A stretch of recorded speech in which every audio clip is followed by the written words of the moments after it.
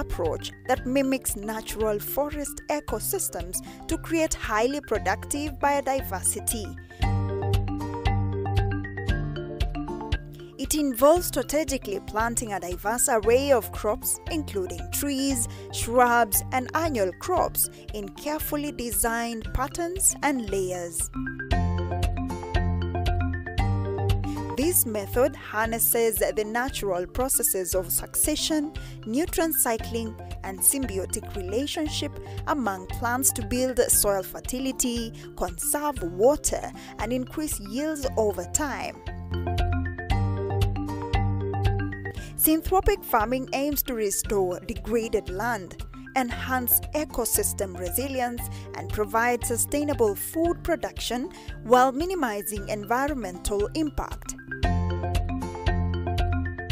It's a groundbreaking agricultural practice, revolutionizing the way we cultivate food in Kenya. In our journey through the heart of Makueni County, we discovered a farming venture like no other, where traditional methods meet innovative techniques to create a sustainable and thriving ecosystem. Join us as we delve into the world of syntropic farming.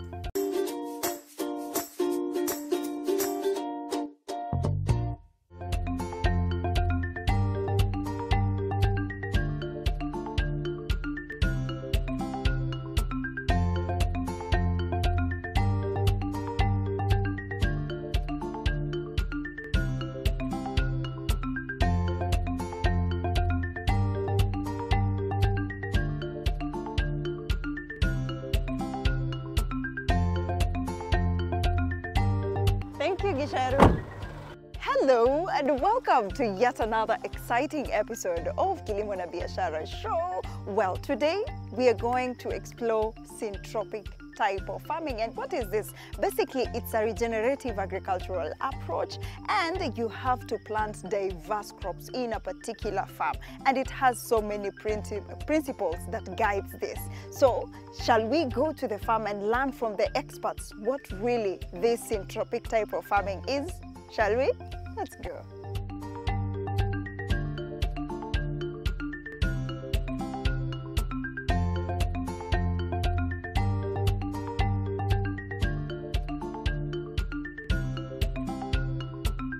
Bena. Yes. Karibu sana. Hello. Karibu to Kwamosongo farm. Kwamosongo. Yes.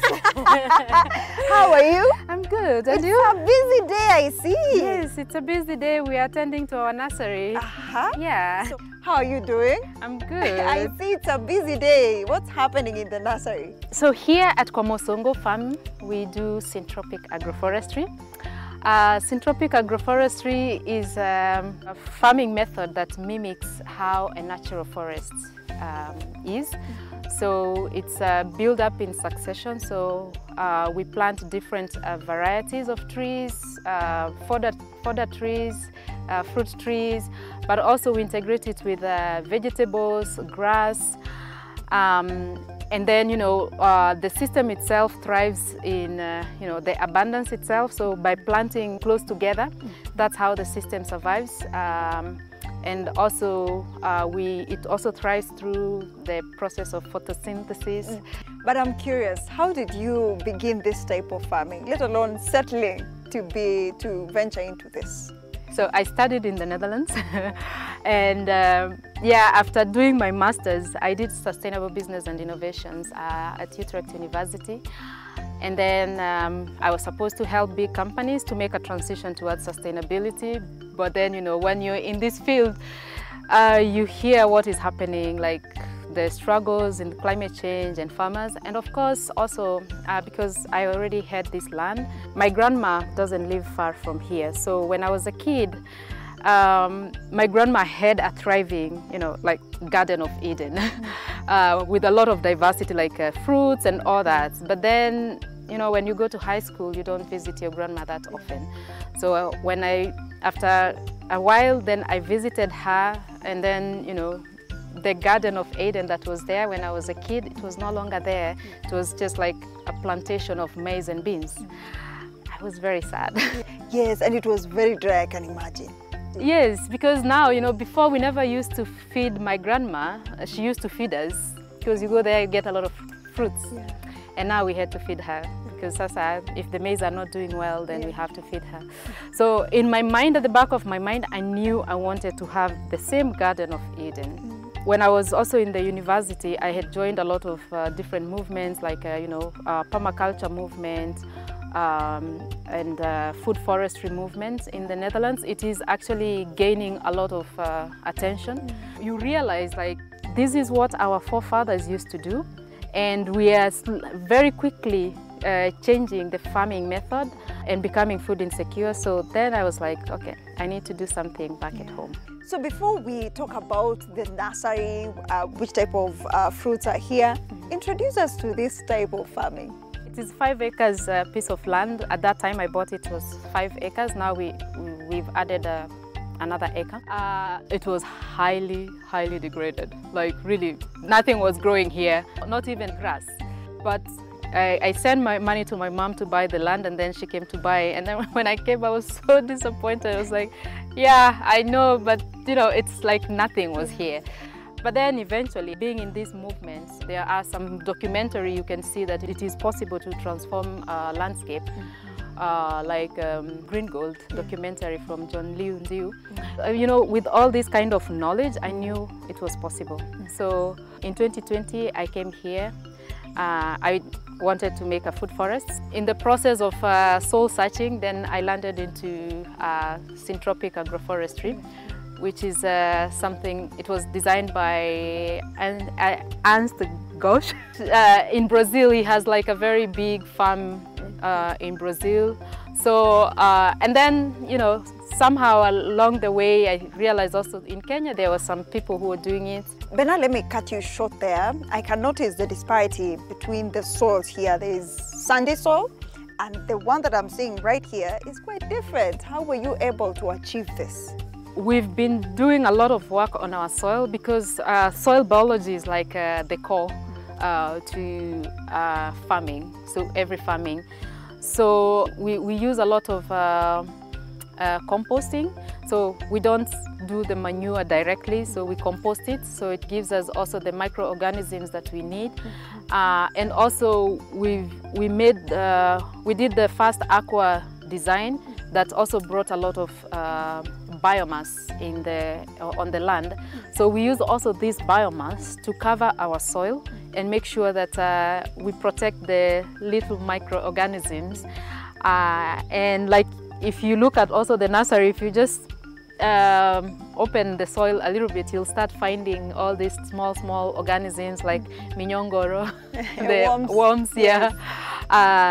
Yeah, so it has taken a lot of working on it. Yeah. So we don't use any external inputs, we don't use any chemicals. It's mainly a lot of biomass and locally available materials. Yeah, so how did you begin? Because I can imagine it took a lot to begin. This site of ours, it's a demo site, and at the same time it's a living lab where we are also trying out different varieties. So we try a lot of indigenous trees. So like mangoes, it's like we do the indigenous variety. Avocado also we do the indigenous variety. So we have guavas, we have also dragon fruits. But besides that, also we try some other exotic varieties. So we just try and see if it will work. Yeah. Out of the nursery, we go to the compost now. Yes. Okay, let's go. Yeah.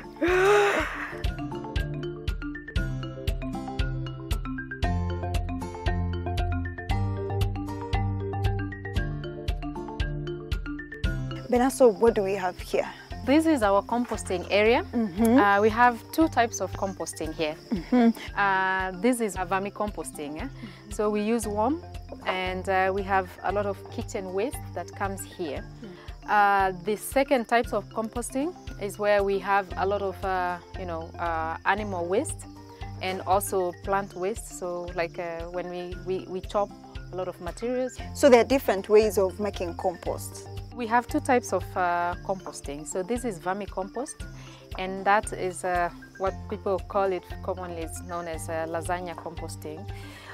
So with the vermicomposting, we are using worms to compost all the kitchen waste, and then we collect worm casts, and then we use it also as a liquid fertilizer. Then on the other side, we have the lasagna type of composting, where we use a lot of animal waste. Like you can see, we have rabbits and we have chicken. Ah, so the rabbits here also produce waste that you use here? Yeah. So we try to make sure that we don't have any organic waste in our compound. And now, what are the benefits of producing your own compost? Because I can imagine, is it an expensive option with a sustainable process, or the other way around? It is actually the cheapest, because we don't need to buy anything. Everything we have, it's in our compound, and also it's a way of waste management in our compound. Well, now we know why your farm is truly productive. And from here, where do we go to? We go to the food forest. Yes. Yeah. Okay, let's go. We go through here? Yes. Okay. I truly can't believe that we are in Makueni County, because look at this. I feel like I'm in the Garden of Eden because we have so many fruits here. This is one of the food forests. Well, we are taking a short commercial break, but we have a lot lined up for you, so don't you go too far.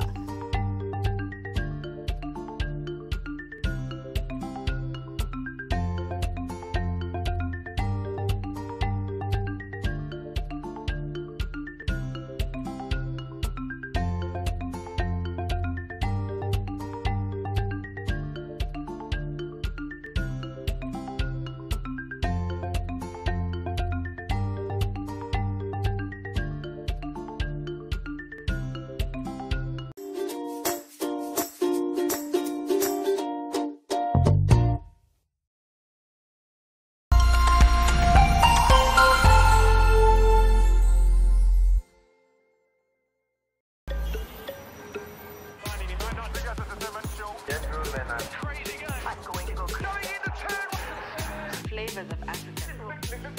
Enjoy your